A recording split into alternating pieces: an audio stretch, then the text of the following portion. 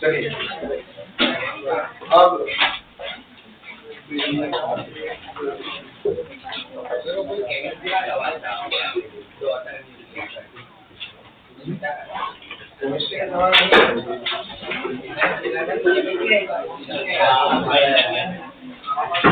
Origin वाला question explosion वाला था, वो ब्रेक होगा, वो टूट रहा है, तो बस उसमें क्या करना है, एक्सप्लोड हो रहा है, टूट रहा है, COLM लगाओ।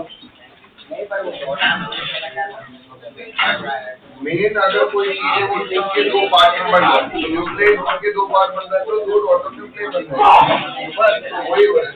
इसका मास नंबर और वो पता है, अभी टोटल मास जैसे मेरे पास में जो होता है यहाँ पे मास नंबर की तो फॉर्म में आ गया कि भाई टोटल मास तेरे पास में A है, तो अगर मान लीजिए दो पार्ट में गया, उसमें एक हीलियम है, दूसरा हीलियम का मास नंबर कितना होता है 4, तो एक का मास 4 है, दूसरे का क्या है A-2, और एक्सप्लोड हो रहा है तो क्या यूज करो COLM।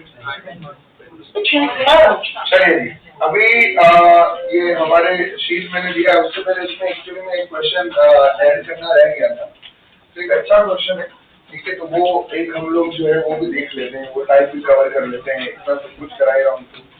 देखो identical block each of mass, देखिए identical block each of mass capital M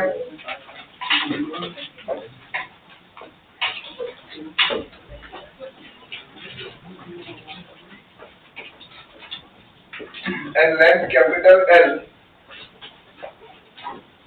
are placed one above the other.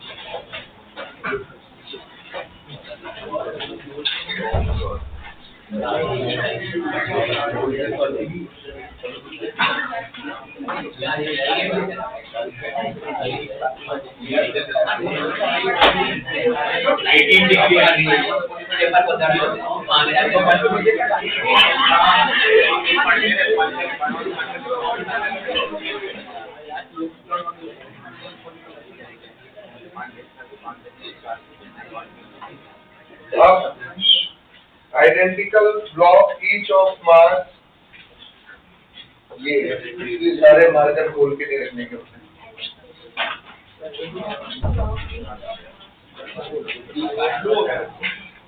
Identical,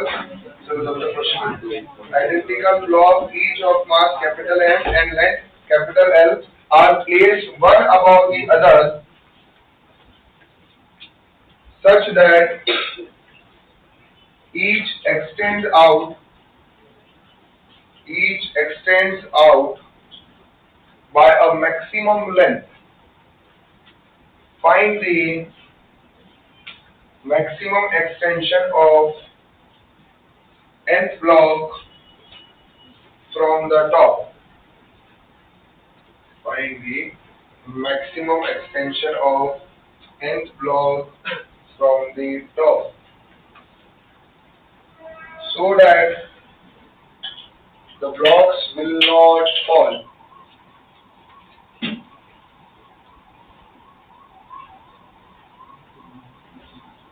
So that the blocks will not fall. ठीक है, तो अब लगाइए दिमाग इसमें कि ऐसे किस तरह से इसको सेट करें, और मैक्सिमम एक्सटेंशन हमें निकालना है कि ये जो ब्लॉक है वो ये वाला, ये जैसे एंड ब्लॉक है, ये गिरे ना ऊपर से।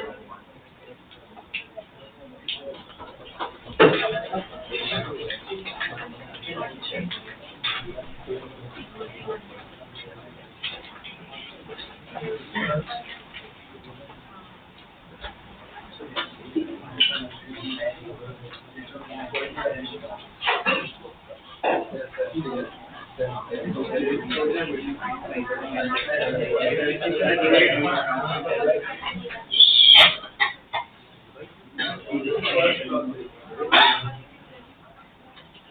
है, ये इस तरह से हमें एक डायग्राम दिया हुआ है और मुझे बताना है कि यहाँ पर ये जो nth ब्लॉक है वो कितना होगा, that we have to find।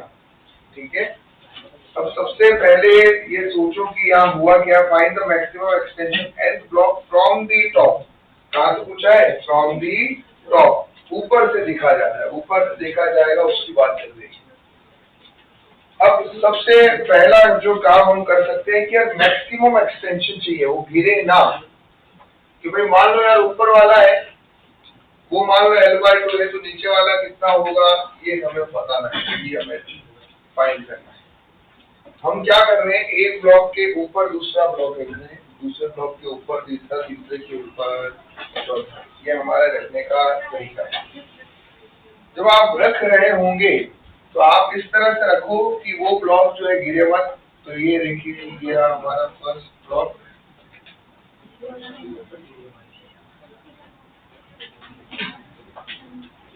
अब क्या हो रहा है यहाँ पे देखो, ध्यान से समझना है। ये हमने सेकंड ब्लॉक रखा हुआ है, ये थोड़ा समझ लें। अगर आपने ये रहा इसका सेंटर ऑफ मास, अगर सेंटर ऑफ मास यहाँ पे है जस्ट एंड पे, तो ये ब्लॉक इससे गिरेगा नहीं। अगर सेंटर ऑफ मास थोड़ा आगे शिफ्ट हो जाएगा तो वेव नीचे आ जाएगा, टॉप बन जाएगा, वेव गिर जाएगा। यस और नो, कोई कंफ्यूजन? हमें मैक्सिमम लेंथ निकालना है इसलिए इतना आगे लिया। अदरवाइज आप सेंटर ऑफ मास को इधर और शिफ्ट करते हैं तो शायद ये गिरने के चांसेस जो है वो हमारे 0 ही होंगे। मैक्स टू मैक्स कितना ले जा सकते हैं? तो मैक्स टू मैक्स जो है सिर्फ आप उसका सेंटर ऑफ मास को एंड में शिफ्ट कर सकते हैं। सेंटर ऑफ मास को कहाँ शिफ्ट कर सकते हो? एंड में। ये रहा हमारा C1, ये रहा हमारा C2। क्लियर है? अब तुम्हें तीसरा ब्लॉक इसके ऊपर रखना है, तीसरा ब्लॉक इसके ऊपर रखना है। तो अब तुम्हें क्या देखना पड़ेगा, अब तुम्हारा सिस्टम ये बन गया है, पूरा सिस्टम ये बन गया है, इसके ऊपर तुम ब्लॉक रख रहे हो, तो इन दोनों का जो कंबाइंड सेंटर ऑफ मास होगा, उस कंबाइंड सेंटर ऑफ मास के ऊपर ही तुम्हारा तीसरे ब्लॉक का सेंटर ऑफ मास लाई करना चाहिए। ये सुनो, तो पहले एक काम करो, इन दोनों का कंबाइंड सेंटर ऑफ मास निकालो। तो कंबाइंड सेंटर ऑफ मास कैसे निकाल पाएंगे भाई, हम लोग बताओ। इसका अगर हम कंबाइंड सेंटर ऑफ मास निकालना चाहते हैं तो किस तरह से फाइंड करेंगे? ये तो हमें पता लग गया कि वहां से इसका डिस्टेंस कितना है, L/2 जो है इसका डिस्टेंस। ठीक है, नाउ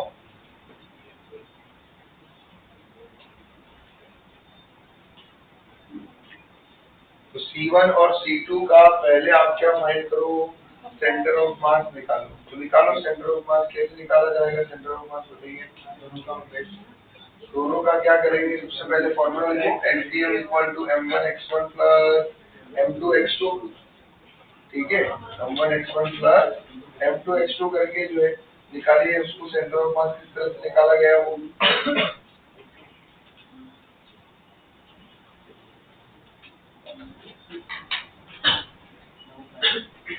पहला सेंटर ऑफ मास यहाँ था, ये दूसरे का निकालना, इसका निकालना है सेंटर ऑफ मास।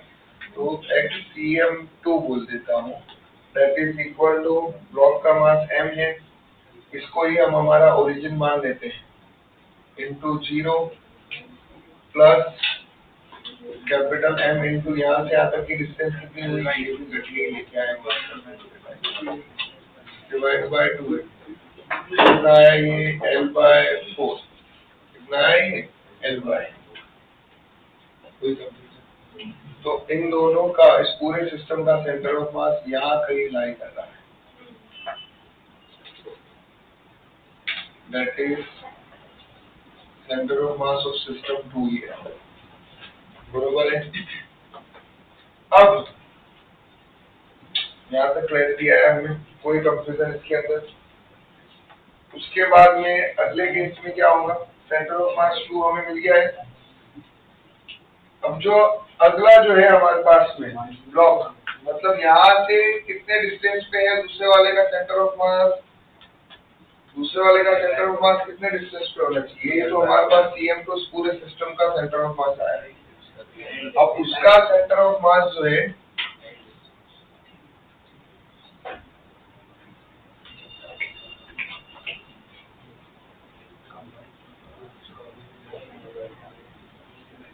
ये कंबाइंड सेंटर ऑफ मास आ गया C1 C2। ठीक है, अब इसके ऊपर तुम रखो, इसके ऊपर जो है तुम अभी रखो और उसके बाद में सेंटर ऑफ मास पर निकाल पाएंगे हम।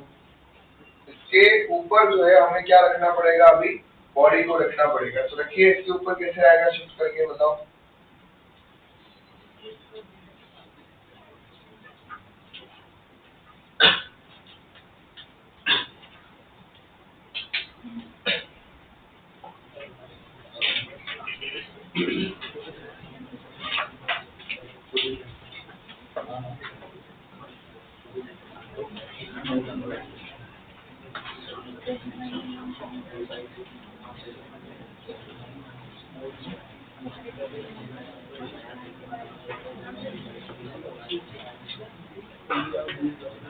ठीक है, तो ये यहाँ पे आ रहा है।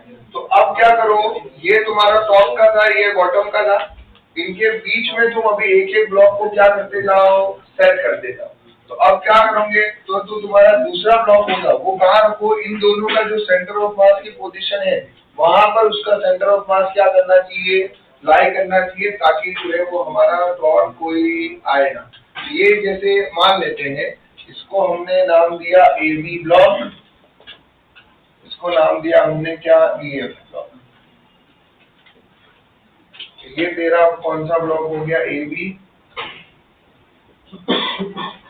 ये तेरा कौन सा हो गया ब्लॉक? EF। ठीक है, अब इनके बीच में हम एक ब्लॉक रखने वाले हैं जिसका सेंटर ऑफ मास कोइंसाइड करेगा किससे? CM2 से। किससे कोइंसाइड करेगा? CM2 से। तो की block between the AB and EF, between the AB and EF। ठीक है, whose center of mass coincide with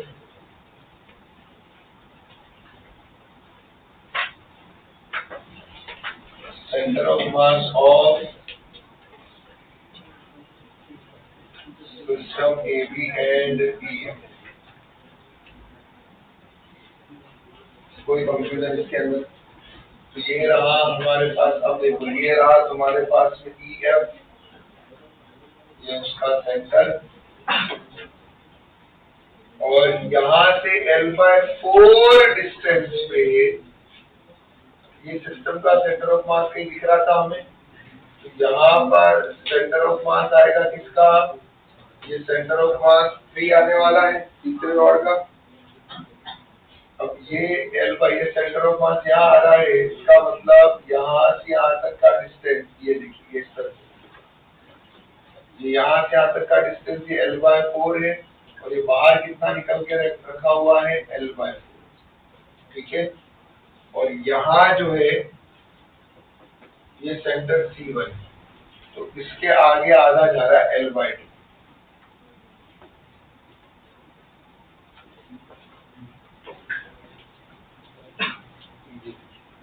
समझ में आया यहाँ तक? कोई कंफ्यूजन इसके अंदर? अब उसके बाद में आगे क्या करना चाहिए बताओ? अब उसके बाद में अगर तुझे एक और रखना है बीच में, तो तुझे क्या करना पड़ेगा? C1 और C3 के बीच में हम रख रहे हैं, तो C1 C3 के बीच में रख रहे हैं, तो उसका भी कंबाइन लेना पड़ेगा हमें। तो ले लो, देखो कंबाइन। अभी उसमें क्या होगा? मास निकाल के टोटल मास कितना आ रहा है यहाँ पे?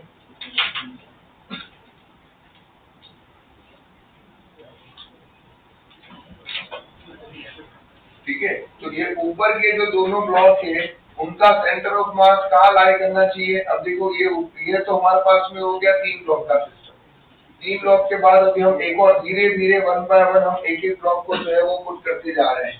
और ये समझ रहे, या फिर इसको ऐसे भी कर सकते हो, अगर आपको बीच में नहीं रखना है तो आप नीचे भी धीरे धीरे सेट कर सकते हो।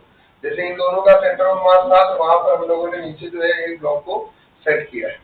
ठीक है। आप अगर बीच में रखना है इट्स डिफिकल्ट फॉर अस, तो हमने क्या किया, क्योंकि हम टॉप से जा रहे हैं तो ये रखा, इन दोनों का सेंटर ऑफ मास निकाला हमने, उन दोनों का सेंटर ऑफ मास जहाँ पे है वहीं पे हमारा कौन सा ब्लॉक आ गया है भाई, तीसरे वाला ब्लॉक आ गया। ठीक है, ऐसा कोशिश करो कि इन दोनों का सेंटर ऑफ मास यहाँ पे हो। अब इन तीनों का सेंटर ऑफ मास निकालो, क्या निकालो, इन तीनों का सेंटर ऑफ मास। अब इन तीनों का सेंटर ऑफ मास कितना आएगा, देखो फाइंड करो।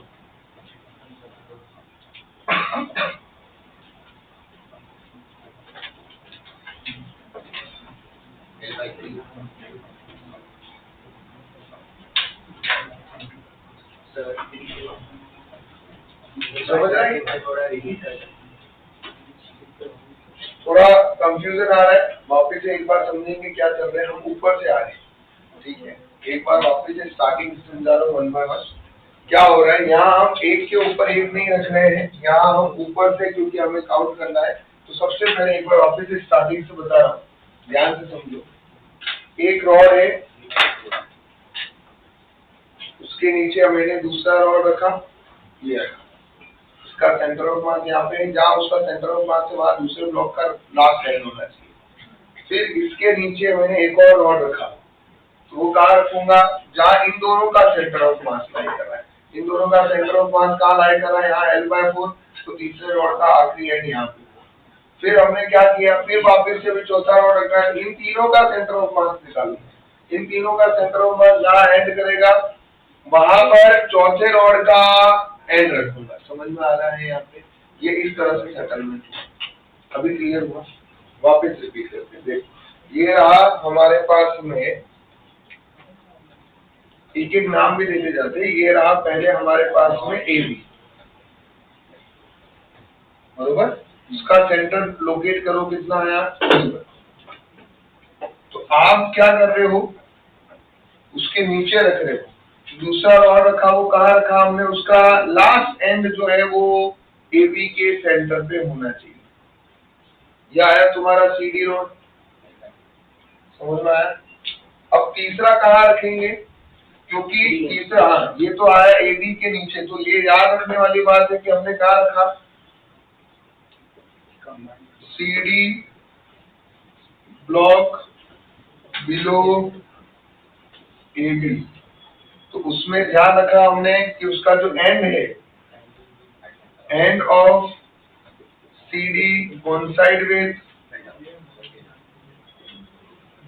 Centre of mass of AB। अब जो तीसरा रॉड रखूंगा EF, वो कहाँ रखूंगा बताओ, इन दोनों का सेंटर ऑफ मास जहाँ पे हो। तो ये रहा इसका पहले सेंटर ऑफ मास लोकेट किया, ये हो गया C1। तो ये काम कर ले, अभी अपना ओरिजिन जिसको सेट करते जा, ये इसको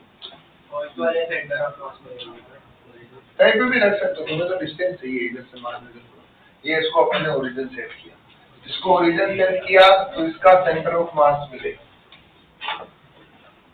तो क्या होगा बताओ, m into 0 plus m into, ये इधर ही आने वाली डिस्टेंस, तो नेगेटिव नहीं लगाओगे तो भी समझ जाएंगे इधर ही आएंगे, ठीक है, into L/2 upon total mass.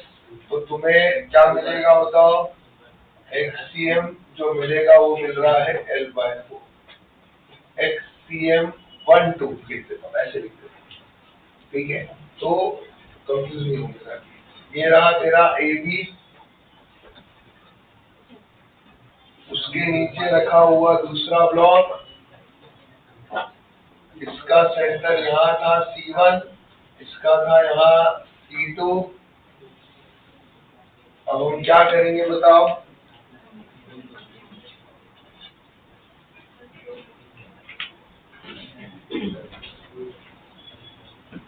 यहाँ से देखूंगा इधर की तरफ L/4, तो यहाँ आ रहा होगा, ये सेंटर आ रहा है कौन सा, यह आ रहा है हमारे पास में C12, इन दोनों का सेंटर ऑफ मास, बरोबर।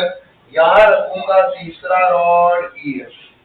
आई थिंक अभी क्लैरिटी आ रही होगी धीरे धीरे, बरोबर। अब अगला रॉड कहाँ रखने वाला है, तो अभी तो डिस्टेंस देख, ये कितना डिस्टेंस था, L/2। फिर ये डिस्टेंस कितना हुआ, कितना हुआ L/2। फिर उसके बाद में देख अगला डिस्टेंस देख। अब इन दोनों का, अब ये इन तीनों का क्या निकालना पड़ेगा मुझे, सेंटर। तो आई थिंक यहाँ ये ओरिजिन अपना सेट हो रहा है, ओरिजिन अपना, इसको हमने अपना ओरिजिन सेट किया हुआ है, ये अपना ओरिजिन। यहाँ आ रहा है तीसरे का सेंटर है, ये हो रहा है तीसरी, ठीक है। तो अब क्या करो, इन दोनों का तो तुम्हें पता ही था, एक काम करो, तीनों का अलग अलग लेने से बेटर है इन दोनों का सेंटर ऑफ मास लोकेटेड है। तो टोटल एक सिस्टम क्या ले लो अभी, XCM 1 2 3। तो ऊपर वाले का सिस्टम पूरा मास पता ही है 2m, उसका सेंटर ऑफ मास कहाँ लोकेटेड है, L/4 पे इनटू प्लस ये कितना हो जाएगा मास m इनटू ये कितना होगा यहाँ पे L/2 plus L/4 3L/4 divide by mass कितना हुआ 3m।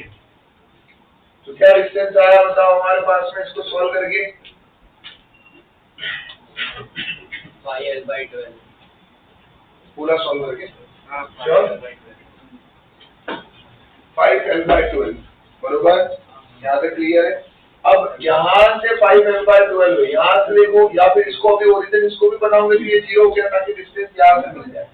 अगर आप चाहो कि भाई मैं इसको ही ओरिजिन बना दूं तो उससे होगा क्या, डिस्टेंस किसको कहाँ से मिलेगी, यहाँ से डिस्टेंस मिलेगी। तो ये कितना दिखेगा अभी 3L/4 अपॉन 3m, तो कितना आया ये वापिस से फिर 3L/4 थोड़ी नहीं,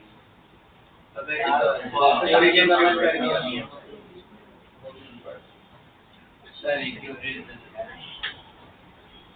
L/2, ठीक है, L/2 होगा ना यहाँ से यहाँ तो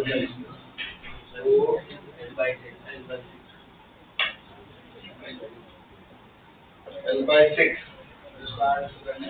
यहाँ आ जाएगा। ये किसका है हमारे पास में, दैट इज C1 2 3। चौथा कहाँ आएगा,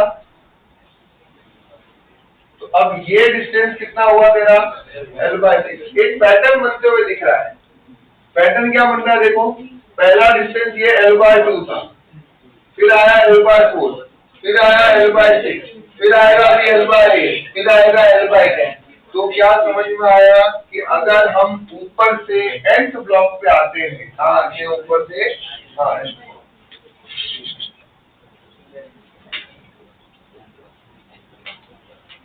फ्रॉम टॉप, तो उसका डिस्टेंस जो है वो कितना होने वाला है, वो कितना आगे हमें दिखाई देगा, तो वो हमें दिखाई देगा L/2 है। कितना दिखाई देगा, L/2। ये पहला ब्लॉक था तो L/2 इंटू 1, ये दूसरा ब्लॉक है तो L/2 इंटू 2, तीसरा ब्लॉक है L/3। समझ में आ रहा है। तो ऊपर से nth ब्लॉक आओगे तो वो ब्लॉक हमें उसके नीचे वाले ब्लॉक से कितना आगे दिखाई दे रहा है, L/2n दिखाई दे रहा है। और हमने आई थिंक पूछा भी जो है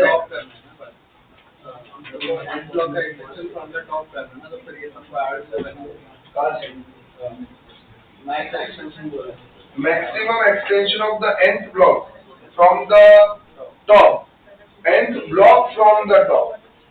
तो टॉप से जो nth ब्लॉक है उसकी बात कर रहे हैं।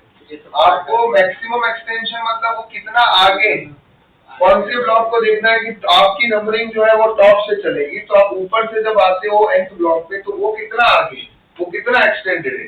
पहला ब्लॉक कितना आगे है, L/2, दूसरा ब्लॉक कितना आगे है, L/4, तीसरा ब्लॉक कितना, नहीं तो टॉप से अगर टॉप से इंग्लिश नहीं समझ रहे हो। Maximum extension of the block निकालना है। एक्सटेंशन मतलब आपने उसको कितना आगे रखा हुआ है, समझ में आ रहा है ना। Maximum extension of the block निकालना, उसके ऊपर वाला ब्लॉक कितना आगे रखा हुआ है। तो अगर वो एंड फ्रॉम द टॉप मतलब वो नंबरिंग बता रहा है, नंबरिंग कितनी है, ये आगे थोड़ा है, ये तो टॉप ब्लॉक के कंपैरिजन में तो पीछे दिख रहा है। nth ब्लॉक का मतलब क्या होना है, नंबरिंग। तो यहाँ पर ये कितना आगे एक्सटेंड, कितना, ये एक्सटेंशन है, दिस इज एक्सटेंशन कि भाई अच्छा उसके नीचे वाले से हमने उसको कितना आगे रखा हुआ है, समझ में आया। तो nth वो फ्रॉम द टॉप वो तो नंबरिंग बता रहा है कि आपको nth और जो नंबरिंग काउंट करनी है वो आप कहाँ से कर रहे हो, टॉप से काउंट कर रहे हो, समझ में आया। अगर यही क्वेश्चन उल्टा पूछा होता है कि बताओ मैक्सिमम एक्सटेंशन फ्रॉम बॉटम से क्या है सिनेरियो, उस केस में हम लोग उसके हिसाब से करना पड़ता, फिर हम एक के ऊपर एक करते हुए जाए। ठीक है, लिख दो जल्दी फटाफट।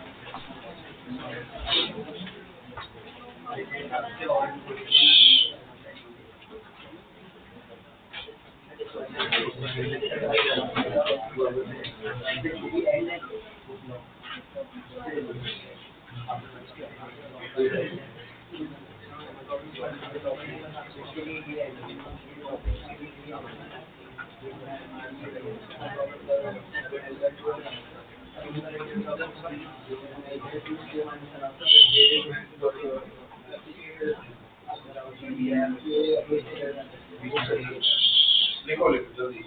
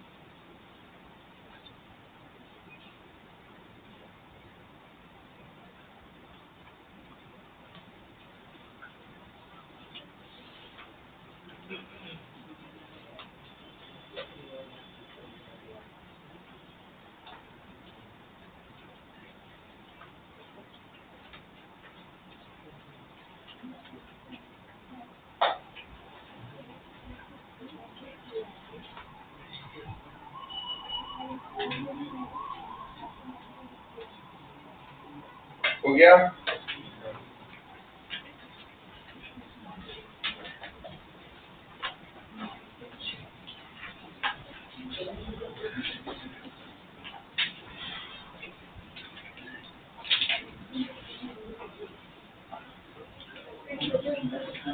चलिए आइए अभी हेडिंग डालिए, COLM and work energy theorem or conservation of energy।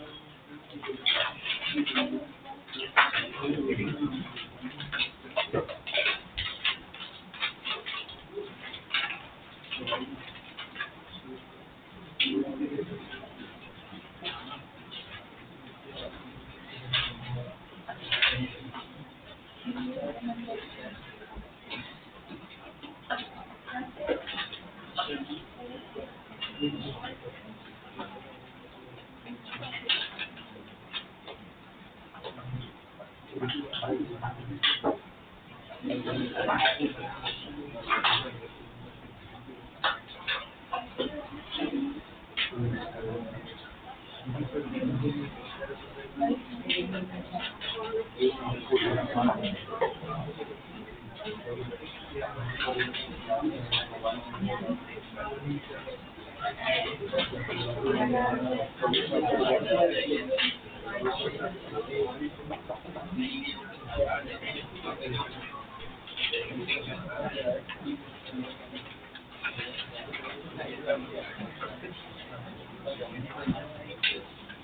जी, हो गया ये। बढ़े आगे, हेडिंग डालिए।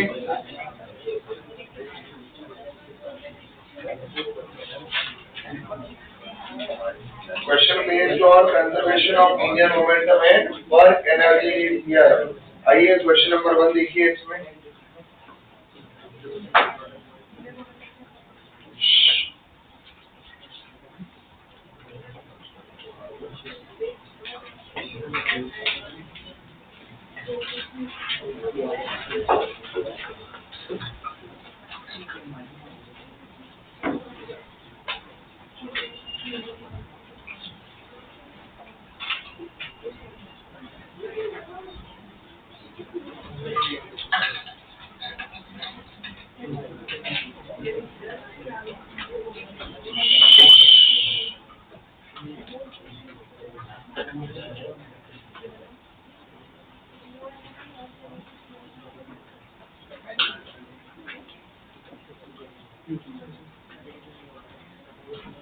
देखिए क्या दिया हुआ है यहाँ पे, एक हमारे पास में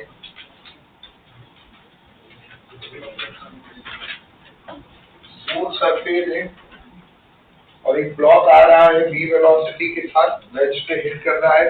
maximum height reach by the block, कितना मैक्स टू मैक्स हाइट जो है वो ब्लॉक पहुंच सकता है, that we have to find.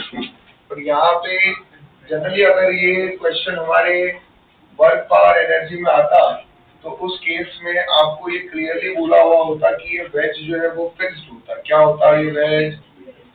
और यहाँ उन्होंने ये वेज फिक्स नहीं बताया है और बोला है कि इसको हमने कहाँ रखा है, स्मूथ सरफेस पे। तो जब वो प्राइमरी इम्पैक्ट होगा ब्लॉक का वेज पे तो शायद उसकी वजह से वेज खुद भी मूव कर सकता है। तो यहाँ पर इसके पास वेलोसिटी ds है और ये जो सरफेस है वो कौन सा सरफेस है, हमारा स्मूथ सरफेस है, और हमें बताना है कि वो कितनी हाइट तक जो है वो पहुंचेगा। दोस्तों सबसे पहला आप एक चीज नोटिस करो कि यहाँ ब्लॉक आप आपस में ही बात करते रह जाओगे, शायद कॉन्सेप्ट रह जाएगा। शायद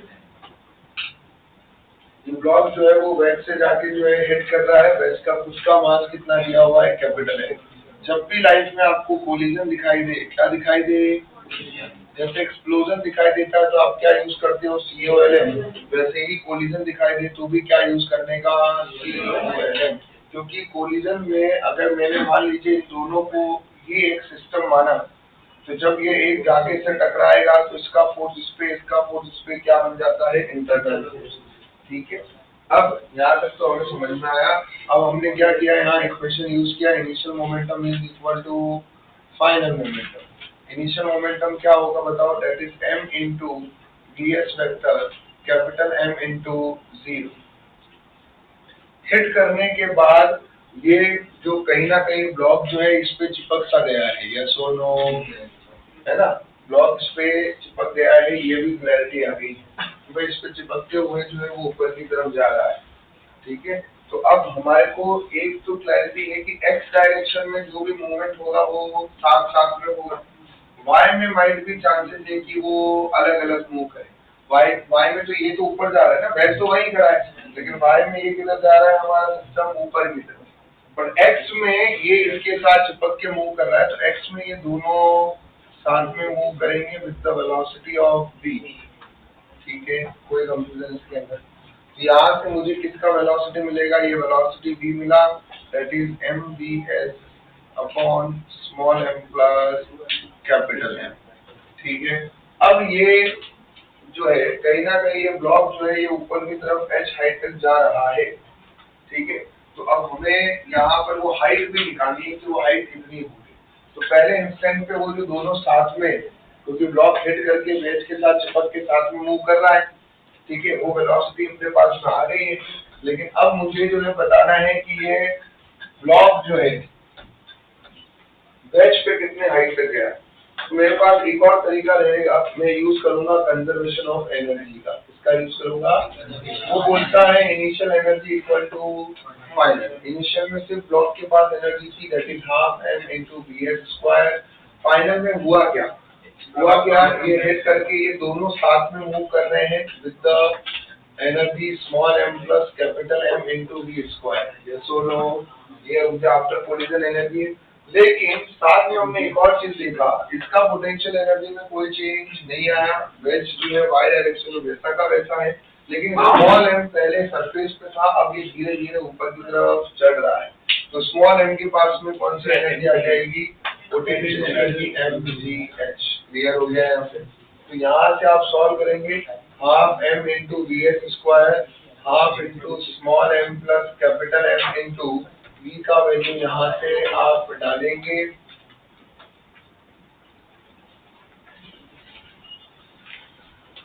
ठीक है, और यहाँ से जो है हमें एच का वैल्यू मिलेगा। इसको इधर भेजा मैंने, half M V square equal minus half, एक से कैंसिल हो जाएगा तो M square V S square small M plus capital M, और ये डिवाइड बाय 1/m। ठीक है, आई थिंक यहाँ से कुछ कॉमन बाहर आ जाएगा। Half M V S square बाहर क्रिया है, divide by M G 1 minus M into M upon small M plus capital H equal to आया वी स्क्वायर बाय 2g, और एलसीएम लेते हैं, कैपिटल जुड़ने के बाद capital M upon small M plus capital M. ठीक है, अरे समझ में आया कि नहीं आया। ये एक और बढ़िया क्वेश्चन हम लोगों ने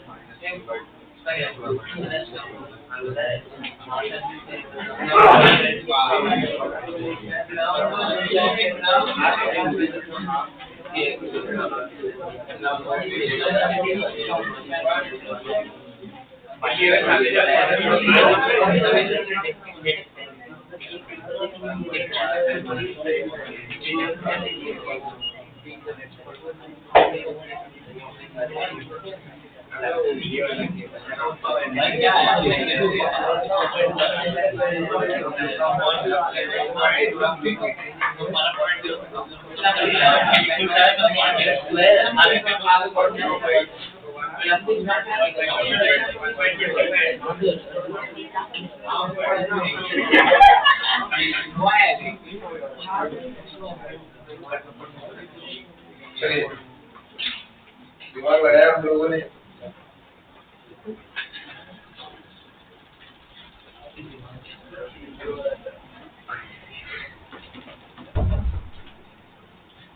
क्या दिया हुआ है देखिए, इसके अंदर आता है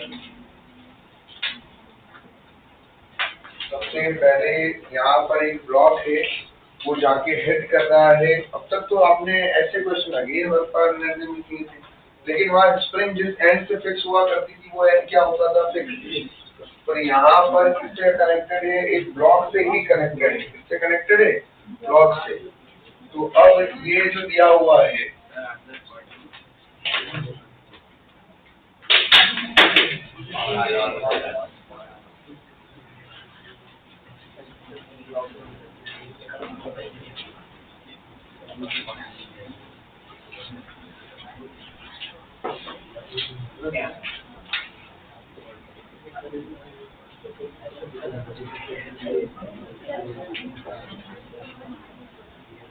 ये रेस्ट पे करते हैं। मुझे मैक्सिमम कंप्रेशन निकालना है। मैक्सिमम कंप्रेशन मतलब स्प्रिंग इतना कंप्रेस हो चुकी है कि वो दोनों ब्लॉक जो है वो क्या मूव करेंगे अभी, मतलब हाँ चिपक के साथ में मूव करने वाले हैं, ये क्लियर। तो एक चीज ये समझ जाओ कि एट मैक्स कंप्रेशन मतलब उससे ज्यादा फिर वो और कंप्रेस नहीं हो सकती।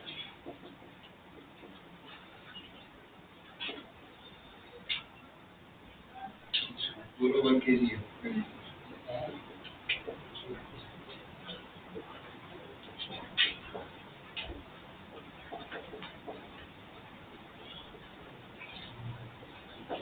Both block will move together, ठीक है, क्लियर हो गया है। तो अब इस केस में क्या होगा, यहाँ पे एक बात वापस से देख रहे हैं भाई, कुछ भी बोलो कोलिजन तो हो ही रहा है। क्या हो रहा है, कोलिजन तो डेफिनेटली हो ही रहा है यार। अब जब कोलिजन हो रहा है तो हम क्या यूज करेंगे, COL, that is M1U1 is plus M2U2 initial momentum in x direction equal to final momentum equal to क्या आ रहा है, M1 plus M2 into V।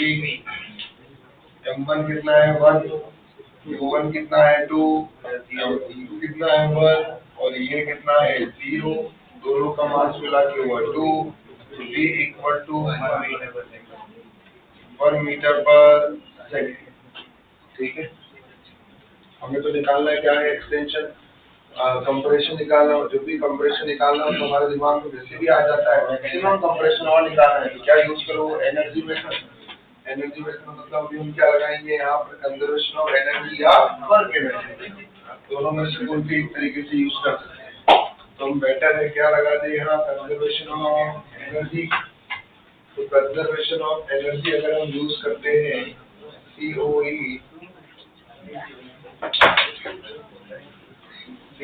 Use कर रहे हैं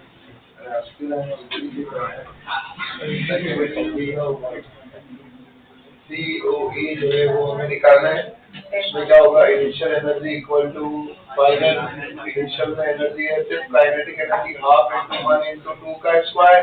अब ये दोनों ब्लॉक है तो रेफरेंस लाइन पे चल रहे हैं तो पोटेंशियल तो आएगी नहीं यहाँ पे। फिर इसको कंप्रेस किया, फिर उसने क्या किया, कंप्रेस किया। ये स्प्रिंग कंप्रेस होगी तो एक होगी इलास्टिक पोटेंशियल एनर्जी प्लस, फिर भी दोनों साथ में मूव कर रहे हैं तो काइनेटिक एनर्जी की आएगी। तो दैट इज 4/2 कितना हुआ, 2 हाफ इंटू के का वैल्यू आया 50 इंटू एक्स का स्क्वायर 1/2 इंटू 2 इंटू 1 का स्क्वायर। ये आ जाएगा 1, 2 माइनस 1 1 हो गया यहाँ पे 25 into X square equal to 1/25 का ये आ गया 1/5 मीटर। इसको हम बोलेंगे 0.2। समझ में आया कि नहीं आया? चलिए अगला क्वेश्चन करके दिखाइए।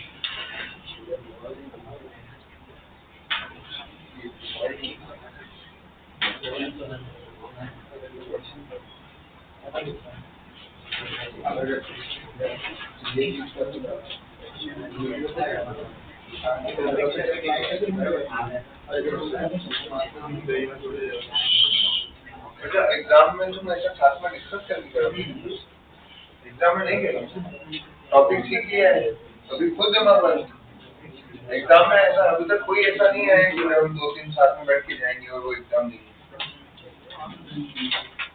अभी वैसे जिस तरह से आपको चल रहे हो तो आपको लग रहा है आगे जाके रूल बनेगा ही। 3 लोग एक साथ नहीं जा रहे हैं, एक ही कॉलेज में जा रहे हैं, एक ही सैलरी मिल रही तीनों को मिला के।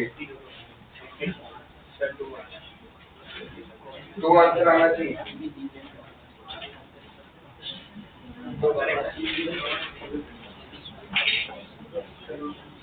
बिल्कुल गलत है।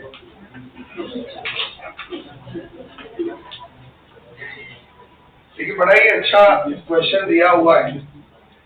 एक 1 kg का ब्लॉक है, उसको हमने 5 kg के ब्लॉक के ऊपर रखा हुआ है और 5 kg का खुद का ब्लॉक हॉरिजॉन्टल फ्रिक्शनलेस सरफेस पे है और 2 मीटर की नेचुरल स्प्रिंग जो है वो बीच पे रखी हुई है।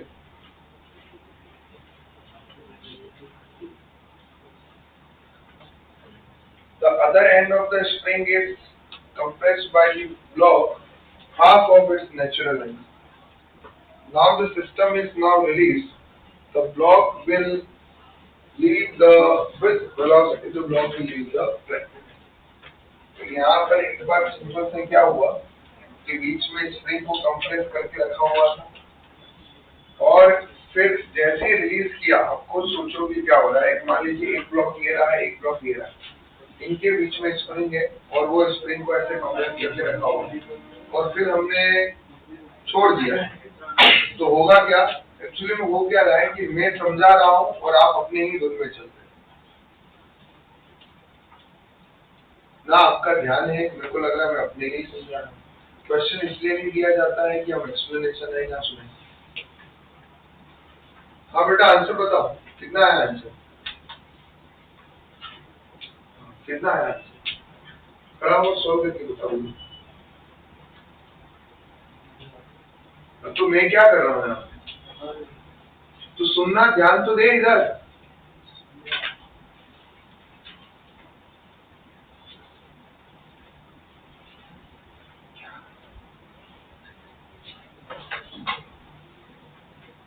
प्रॉब्लम यही है, इसलिए मार्क्स नहीं आते हैं। सच बताओ, तुम्हारा पढ़ने का तरीका ही नहीं है। फिर पढ़ो तुम घर पे 6 घंटे या 8 घंटे, तुमको समझ में आ, तुम बाकी घर पे दुनिया भर का टाइम वेस्ट करते हो। बट यू फील दैट कि लेक्चर में ये जो 1.5 घंटा बताते हैं ना, वो हमें ध्यान से नहीं सुनना है, हम उस टाइम पे हमारा काम करेंगे। सबसे बेस्ट पार्ट होता है कि आप हर एक्सप्लेनेशन को बहुत ध्यान से समझो और सुनो। वो एक चीज सिखाता है कि क्वेश्चन को कैसे सॉल्व किया जाता है। तो वो नहीं आता आपको समझे से कुछ मतलब ही नहीं है आप लोगों को सुनना है। बिना सुने फिर ढूंढते बैठना, सोल्यूशन देख के समझना और फिर लॉजिक नहीं क्लिक होगा, फिर वापस से अगले क्वेश्चन का भी सोल्यूशन ही देखते रहना। जिंदगी में यही करते रहना, कभी नया क्वेश्चन आएगा ना तो वो सॉल्व ही नहीं होगा। पढ़ना ही नहीं आता है तुमको, सच बताऊं तुम अपनी होशियारी में चलते हैं। मैं एक्सप्लेन कर रहा हूँ, मैं समझा रहा हूँ, आप लोग अपने आधी क्लास नीचे हेड डाउन करके वहीं लगी हुई। एक्सप्लेनेशन इंपॉर्टेंट है। ये M1 और M2 दोनों ब्लॉक एक स्प्रिंग दिया हुआ है। अब अगर मैं ये डायग्राम से अगर मुझे कंफ्यूजन हो रहा है, अगर यही क्वेश्चन ऐसा दिया हुआ होता, एक्चुअली में ये क्वेश्चन इस तरह से ही फ्रेम थे, मैंने इसको ऐसा बनाया। अगर ऐसा होता तो उस केस में आई थिंक हमारे को समझ में आ गया था, अरे यार ये तो स्प्रिंग को कंप्रेस है, जैसे हम छोड़ेंगे तो स्प्रिंग फ्री हो जाएगी, ये ब्लॉक इधर बनेगा, ये ब्लॉक इधर बनेगा। इसके पास वेलोसिटी होगी v1, इसके पास वेलोसिटी होगी v2। तो आई थिंक पहला स्टेप, और ये आई थिंक वैसा ही सिमिलर ही है, क्योंकि अगर आप उसको छोड़ोगे तो ये फ्री होगा, तो ये भी फ्री होगा इधर से, और ये इधर की तरफ आगे जा रहा है, ये इधर की तरफ आगे जा रहा है। हमें बताना है कि जब ये ब्लॉक ये स्प्रिंग से प्रिंट नहीं है, इसको सिर्फ ऐसा कंप्रेस करके छोड़ा हुआ रखा हुआ है, जैसे ही छोड़ोगे ये इधर भागेगा और ये ब्लॉक इधर भागेगा। आपको बताना है कि जब ये गिर रहा है तब कितनी स्पीड। ठीक है, क्लियर। तो सबसे पहला जो स्टेप है जो मेरे को लग रहा है वो है कंजर्वेशन ऑफ एनर्जी लगाना, क्योंकि कंजर्वेशन ऑफ एनर्जी बोल रहा है कि इनिशियली में सिस्टम कंप्रेस है, तो उसके पास में इलास्टिक पोटेंशियल एनर्जी आएगी हाफ के एक्स स्क्वायर। फाइनल में क्या हुआ, स्प्रिंग रिलीज जरूर हो गई, लेकिन वो दोनों ब्लॉक को क्या दे गई, एनर्जी।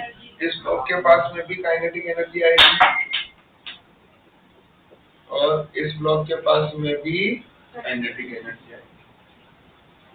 यहाँ तक क्लियर हो गई। चलिए यहाँ पे के का वैल्यू दिया हुआ रहेगा, कितना है के का वैल्यू, एक्स का वैल्यू कितना है भाई, 2 मीटर का था, उसमें से हाफ जो है वो कंप्रेस है, तो 1 है।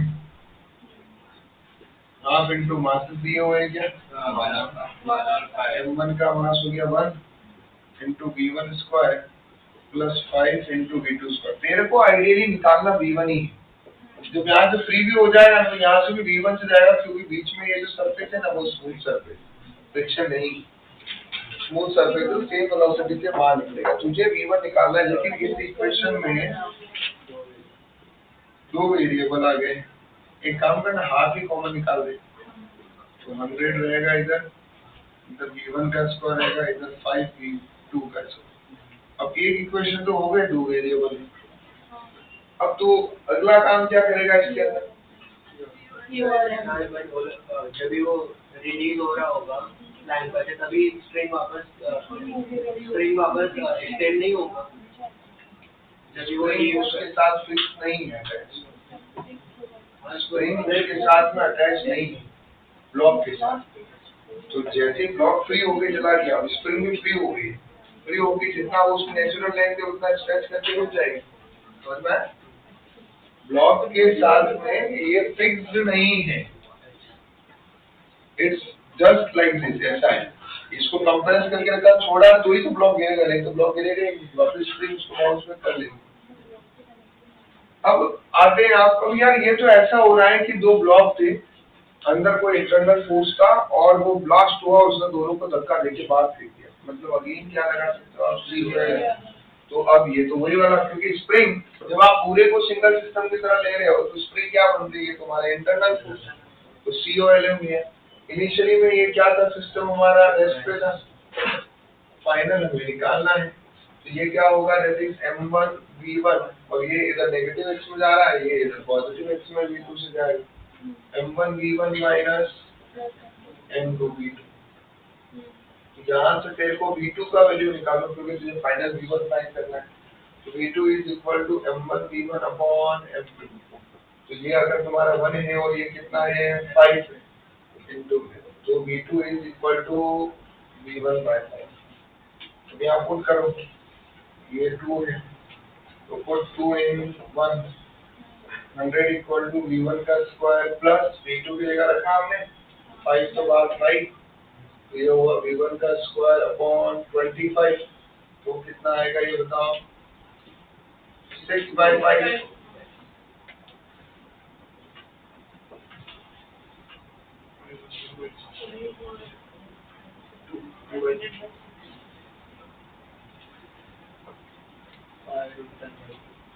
फाइव रूट 10 बाय रूट 10 के अंदर है रूट 10 बाय 3 पूरा अंदर।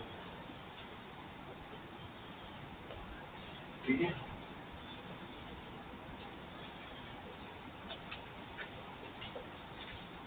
और ये तो हमें मिला किसका, वेलोसिटी ऑफ ब्लॉक। अब प्लेन का कितना होगा, V2 निकालना होगा, तो कितना होगा, V2 is equal to V1 bye 5, तो रूट 10 बाय।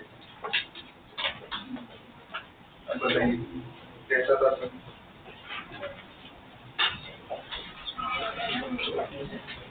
फोर्थ में आपको मैंने स्पोर्ट्स क्वेश्चन जो दिया है उसमें 3 कॉन्सेप्ट लगेंगे, प्रोजेक्टाइल, COM, प्रोजेक्टाइल, COLM और कंजर्वेशन ऑफ एनर्जी। ये मैंने आपके लिए रखा है, घर जाके बढ़िया से दिमाग लगाओ। अगर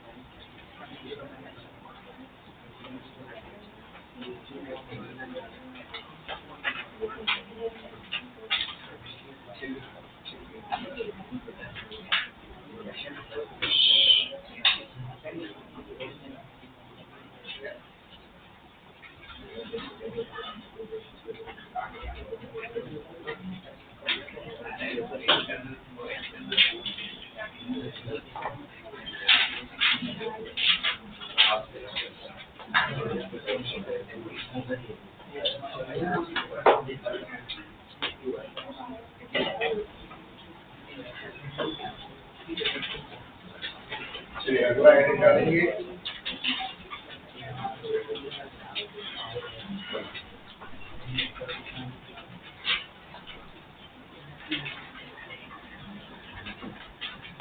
चलिए next is gravitational potential energy for system of particle.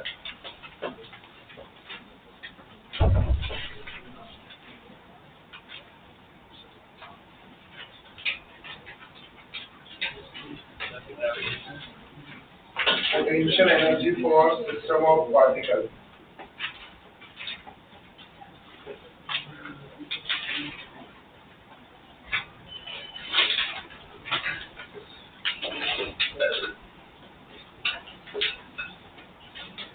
वैसे तो हमने इसका ऑलरेडी यूज कर लिया है। Gravitational potential energy of system of particle में मैंने आपने फॉर्मूला लिखवा रखा है, दैट इज डेल्टा या potential energy is equal to mg into ycm। याद आ रहा है ना, मैंने बोला था पूरा मास कहाँ कॉन्सेंट्रेट कर दो, सेंटर ऑफ मास। तो उस केस में आप लोगों ने gravitation potential energy of system of particle का सीधा फॉर्मूला यूज किया हुआ है, mg इनटू ycm। ycm का मतलब क्या हो रहा है, ये हो जाएगा पोजीशन ऑफ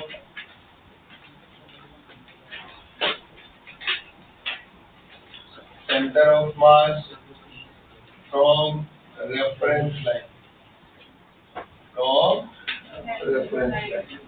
चलिए ये क्वेश्चन करके बताओ, ये थोड़ा वर्क ऑफ एनर्जी का देगा ये,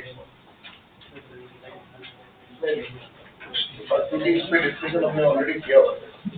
तो वहाँ पे बस तो अलग से एक टॉपिक सेंटर ऑफ मास का हमने बना के ऐसा वन टाइप वाले ऐसे क्वेश्चन भी किए, बीच में अभी रिवीजन पॉइंट ऑफ व्यू डाल दिया है। कल मैंने सेंटर ऑफ मास पे बहुत सारा काम किया था आप लोगों को, वो हो गया, सब कुछ कंप्लीट हो गया, बढ़िया डाउट है उसमें। तो कंपाइल करके कौन भेजेगा मुझे, आप दे दो। आज लास्ट में कंपाइल अपने ले लेते, ठीक है। आज वो डाउट सारे अपन कंपाइल करके देते, अभी आज देखे होंगे। वैसे आज मैंने बोला भी था अगले लेक्चर में करके लाना है, हुआ है या नहीं हुआ है। तो अगला लेक्चर कब है, अगला लेक्चर तो ठीक है, सैटरडे 7 दिन में तो हो जाएगा कि नहीं हो पाएगा। तो इसको कंप्लीट करके आपको दिन का नहीं हुआ है, सैटरडे को में जो है आप सब लोगों से जो है वो डाउट जो है हम लोग लेंगे और फिर मंडे को उसका डाउट सॉल्व लिखते रहेंगे, ठीक है।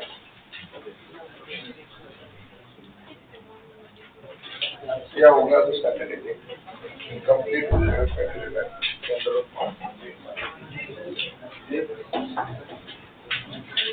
चलिए मैं अभी इसका एंड में नहीं रखता हूँ, बीच बीच में अपन लेके खत्म करते हैं, ठीक है। तो सैटरडे तक कंप्लीट है क्या हो सब लोग।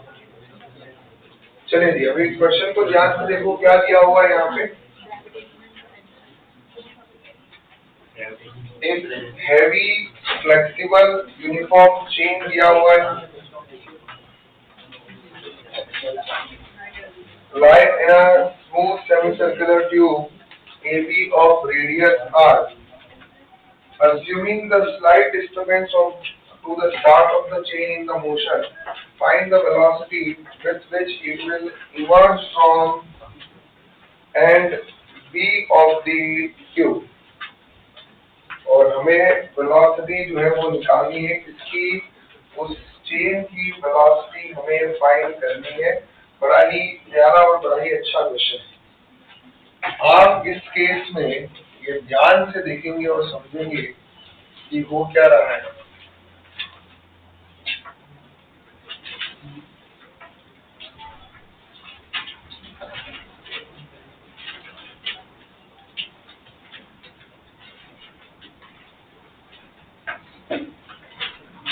ये ऐसा तो चेन दिया हुआ है हमारा, और उस चेन का ए वाला पार्ट जो है वो हमारा क्या है, इधर से फिक्स दिया हुआ है।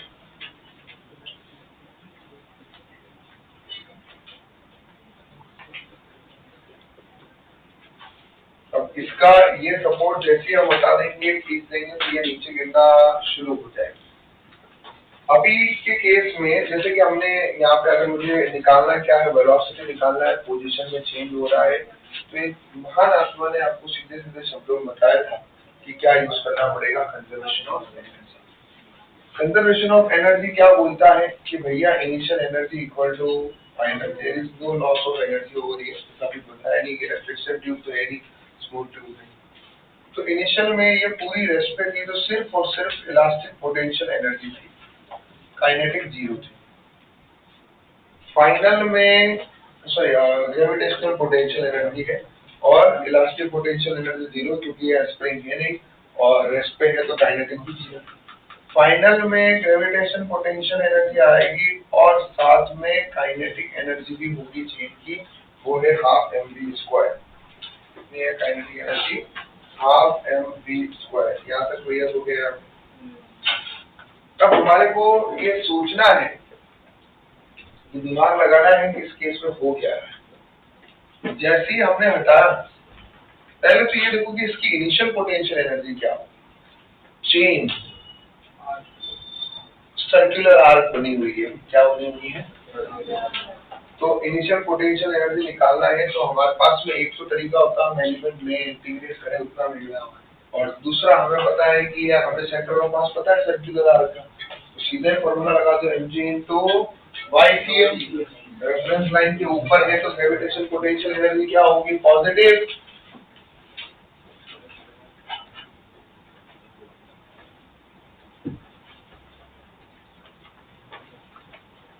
मतलब पूरी चेन का मास, और ycm कितना होगा भाई? ये यहाँ कहीं हमारा ये रहा एक्सिस ऑफ सिमेट्री, यहाँ रखा हुआ है, कितने डिस्टेंस पे होगा वो? 2r/π। सही लिखा है, सर्कुलर आर्क का निकाला है भाई। पॉजिटिव में क्यों लिया? क्योंकि रेफरेंस लाइन के ऊपर है। फिर फाइनल सिनेरियो में क्या हुआ होगा? ये तुम्हारे ट्यूब जरूर है, लेकिन चेन अब नीचे आ चुकी है ऐसे। इस पॉइंट पे तुम्हारे को उसकी काइनेटिक एनर्जी निकालना, ये रही हो। यहाँ से यहाँ तक की डिस्टेंस ये रहा centre of mass, reference line के नीचे गया है तो पोटेंशियल एनर्जी नेगेटिव होगी, और ये होगी mg इंटू अगेन ycm और माइनस mg इंटू, और ये डिस्टेंस कितनी होगी? चेन का लेंथ अगर l है तो l का हाफ l/2। और चेन का लेंथ दिया नहीं है, लेकिन हम निकाल सकते हैं जो सरकमफ्रेंस है वही लेंथ है, that is pi r। Minus mg into pi r/2 final में मिल गया। बस तेरे को वेलोसिटी निकालना है, रख दे भाई वहां पे जाके चुपचाप, माइनस mg पाई r/2। इनिशियल में क्या होगा? mg 2r/π और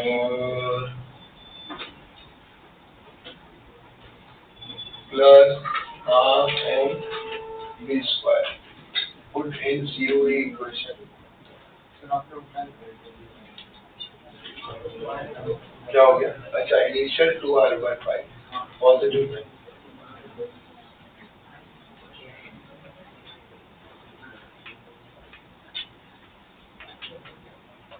ठीक है। अब उसको इधर भेज दो, m तो कॉमन निकल जाएगा, mg तेरा कॉमन बाहर आ गया, इवन r भी कॉमन बाहर आ गया। इधर बच रहा है प्लस का 1/π, नहीं 2/π, और इधर बच रहा है ये इधर आके प्लस हो गया तो r/2 5/2 equal to half mv square. m से m कैंसल, तो v का वैल्यू आ रहा है 2gr ब्रैकेट में 2/π और ये π/2।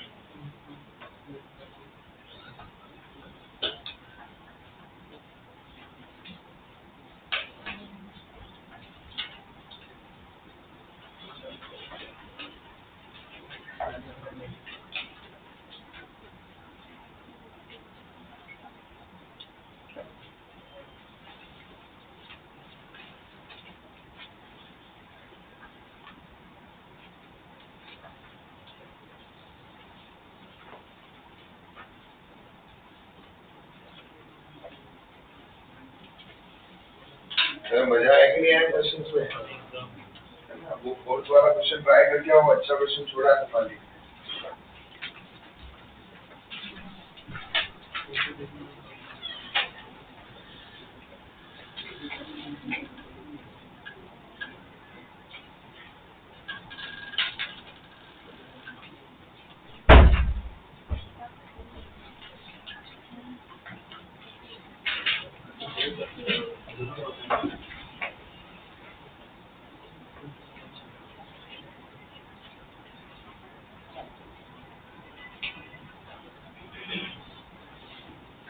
इसका लेवल डाउन करो या बरोबर है, बरोबर है, क्योंकि अपन कोशिश कर रहे हैं बाकी सारे रेफरेंस बुक के जो अच्छे सब टाइप के क्वेश्चन वो कवर करने हैं।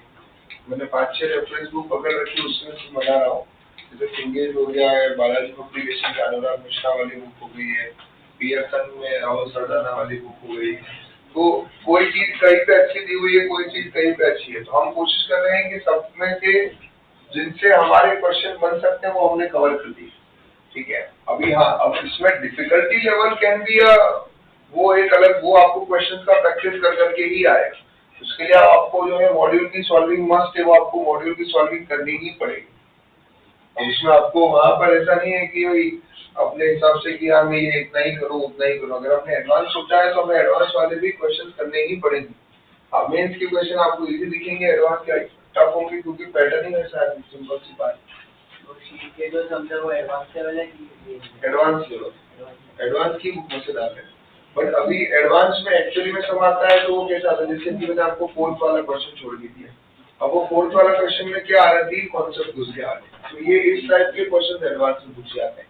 मेंस में कैसे पूछे जाते हैं, सिंगल एक पैटर्न पे ही क्वेश्चन पूछे जाते हैं। और एडवांस में क्या होता है, हमेशा 2 से 3 टाइप जो है वो वैसे मिक्स करके पूछे जाते हैं। अब जैसे एक क्वेश्चन याद हो तो हमने क्योंकि जब लेंथी बनाना होता है तो आप उसमें क्या करते हो, 2-3 चीजें और पूछ लेते हो। जैसे सेम क्वेश्चन का क्वेश्चन नंबर 3, अगर मैं चाहूँ तो मैं इसमें एडवांस में क्या पूछ सकते हो कि यार ये 1 kg 1 और 5 के बीच में फ्रिक्शन दिया हुआ है, क्या दिया हुआ है, फ्रिक्शन। अब बताओ जब गिरेगा तब कितनी वेलोसिटी होगी। अभी हमने क्या बोल दिया कि V1 है, वो गिरेगा तब V1 ही रहेगा, क्योंकि एनर्जी में लॉस नहीं हो रहा है। पर ये एनर्जी में लॉस होगा तो तुझे फिर काइनेमेटिक्स की इक्वेशन लगा के वहां से वो पहले फ्रिक्शन की वजह से एक्सेलरेशन निकालना पड़ेगा और फिर तू सॉल्व करेगा। ऐसा तो आई कैन ऐड 2-3 फिगर्स और इसमें ऐड हो सकते हैं, बट लॉजिक जो है वो यहाँ से बिल्ड होता है। ऐसा क्योंकि अभी हम ऐसा तो कर नहीं सकते हैं कि हम एक ही सम क्लास में डिस्कस करें।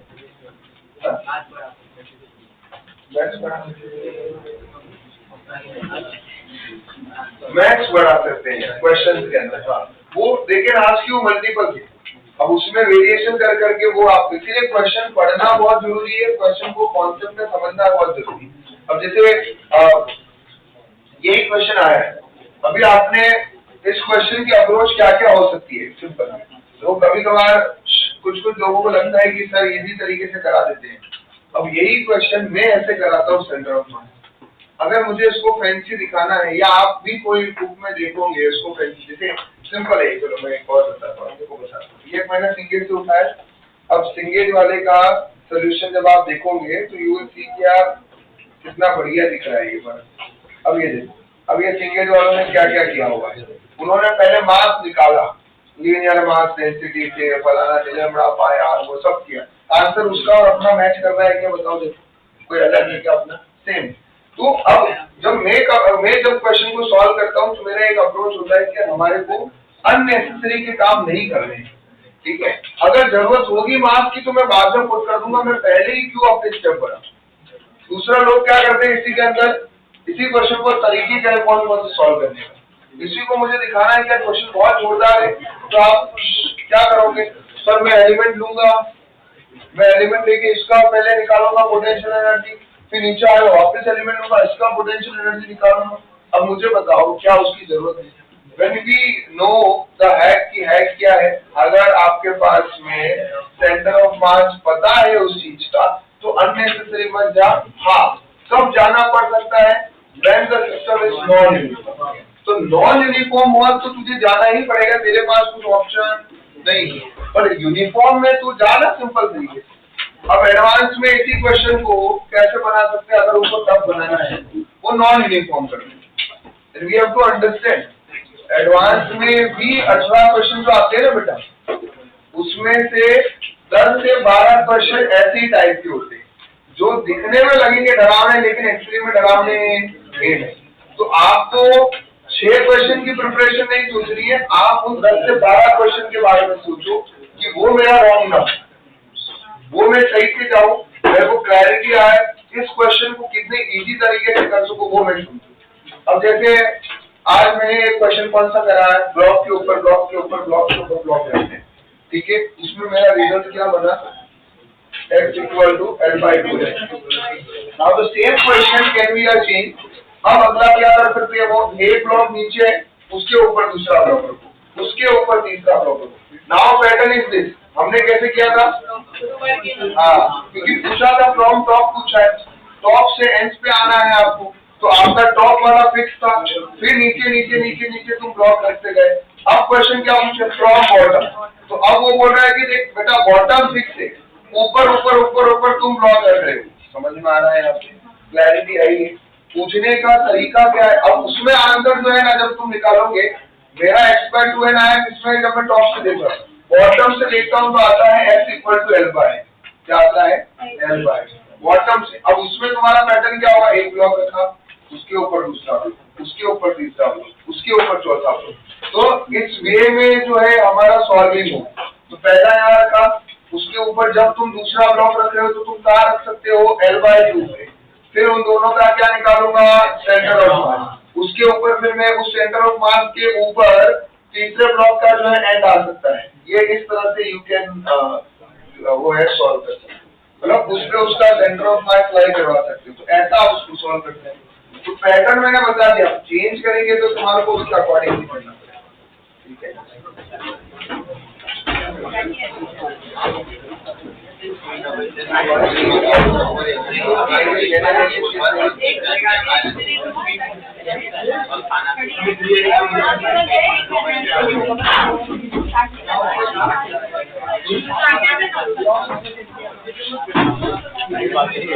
you.